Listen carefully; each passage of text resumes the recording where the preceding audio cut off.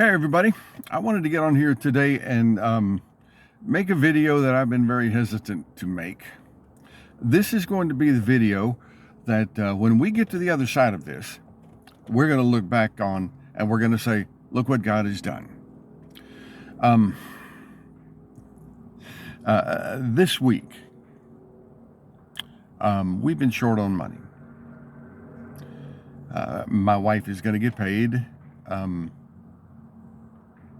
I think tomorrow. Normally she would get paid on Monday, but because there's a holiday coming up, they're going to get paid a little bit early. But she gets paid tomorrow. This week we had to get an app on our phone, find an app, and borrow $500 so that we could pay our electricity. And when I got paid, on Tuesday this week, it was, let's see, I got paid Monday this week, and on Tuesday that app came due. In other words, the $500 that we borrowed gets snatched out of our bank account, and so when it did, it wiped us out.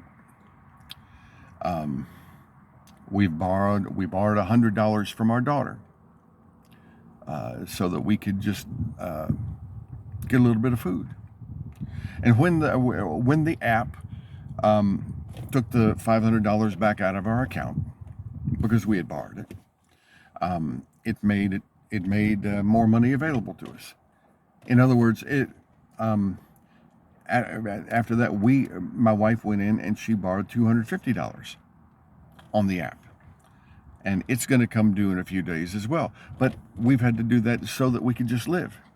We're in a situation where my youngest daughter and her husband and their two kids live with us. We have an income that works for two people. It doesn't work for six people. The reason that they're living with us is because we're trying to provide them an opportunity to get on their own 2 feet. And while they're on their own 2 feet, they're living off of us. Why don't they have jobs? That's a good question. My daughter has not been able to get hired. She's been trying to do these in-home jobs where she, works on the computer remotely, has a headset, and she's done it before. And she's good at it, but she hasn't been able to get hired. My son-in-law has been on probation for the last 2 years, and it's been difficult for him to get employed. But he's got a job right now where he drives 30 minutes and he washes dishes. And I think he's getting paid $15 an hour. He got his first little half paycheck last week. But they did the same thing that we did. They borrowed money from a whole lot of apps. And they haven't had any income for a long time, and so those things were just sitting there ready for any kind of income. So when that was deposited into their account, those apps wiped them out. But long and short of it, there are all kinds of other things that are involved in that. But anyway, the point of this is that that's our life. We are in a situation where, what do the old timers say? Rob Peter to pay Paul. My wife is fantastic in keeping the books in our family. I'm not gifted to do that, but she's kept the books in our family, and she's kept us afloat, and I praise God for her.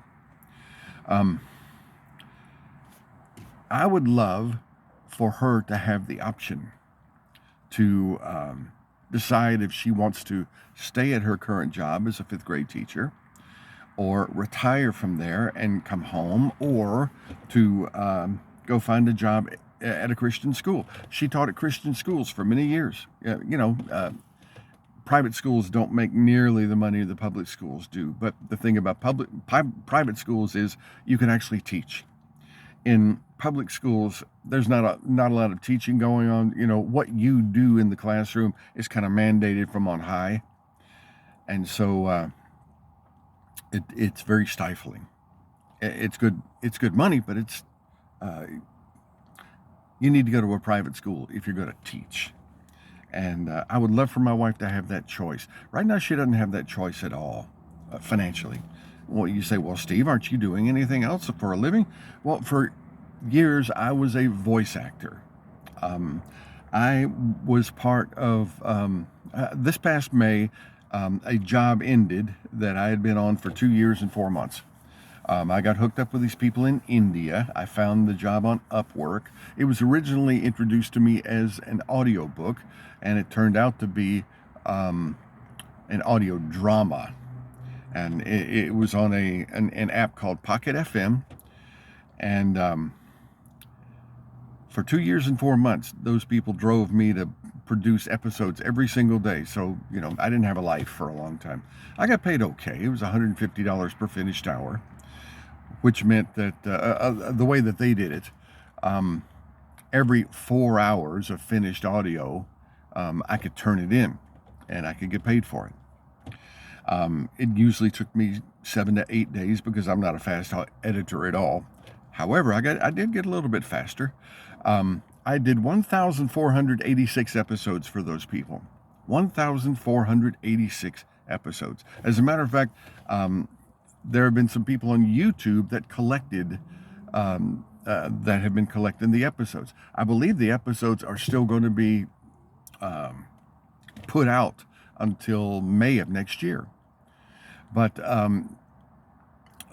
it's called The Broken Pillars of Oakburn. The Broken Pillars of Oakburn. And if you look that up on YouTube, you can find some of the episodes on there. But I did that for 2 years and 4 months. And when that ended, the last 3 episodes I did for them were in June. When that ended, they sent me a note, said, "Thank you for your services." That's it. I've kind of enjoyed getting my life back ever since then, because I didn't have a life. I was just spending all day long. I would spend an hour in the morning recording those things, and spend the rest of the day editing those things until I got done. And but I haven't done any voiceover work since then. Main reason is because I need a couple of new apps in order to really fix the audio quality as best as it can. But honestly, we haven't been able to afford it because of the financial situation that we've been in. I have been spending a good bit of time recently studying, learning about money. My wife and I have never really had a handle on money. We the way that we started our adult lives. I was working for a little church as a youth minister. 24, 25-year-old kid, and the very first year, we had to pay taxes, and there was a guy in that church that did our taxes for us. And the very first year that I was a youth minister, I didn't make all that much money at all, but he came back and said we owed $5,600 in taxes. Well, how in the world are we going to pay that? Guess how we paid it? By credit card. Yeah, that's right. And we were under the pile, as I call it. We were under the pile of debt for years and years. It just affected everything. So I'm determined these days to get out from under the pile once and for all. After 40 years of being under the pile, of not being able to handle things the way that we need to. After 40 years of that, I'm determined that we're going to see the other side of this, and that my wife is going to be able to retire if she wants to, and that we're going to be able to get out of the little apartment that we're in, and get up and get into a house, and we're going to be able to trade in the car that we're just running into the ground, and we're going to be able to get another car, and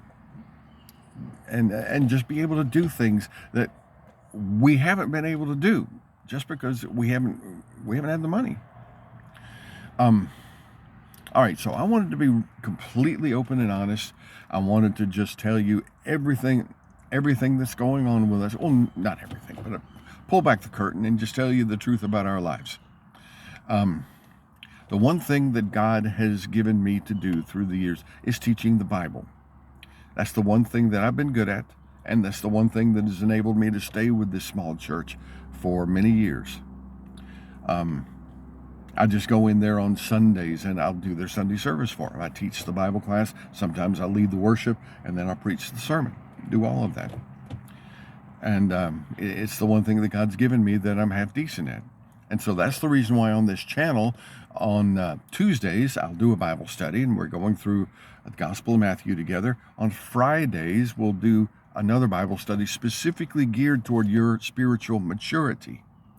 And God's leading me into making an ebook out of that, maybe writing a book, doing a home study course, audio course, all that sort of thing, from that material.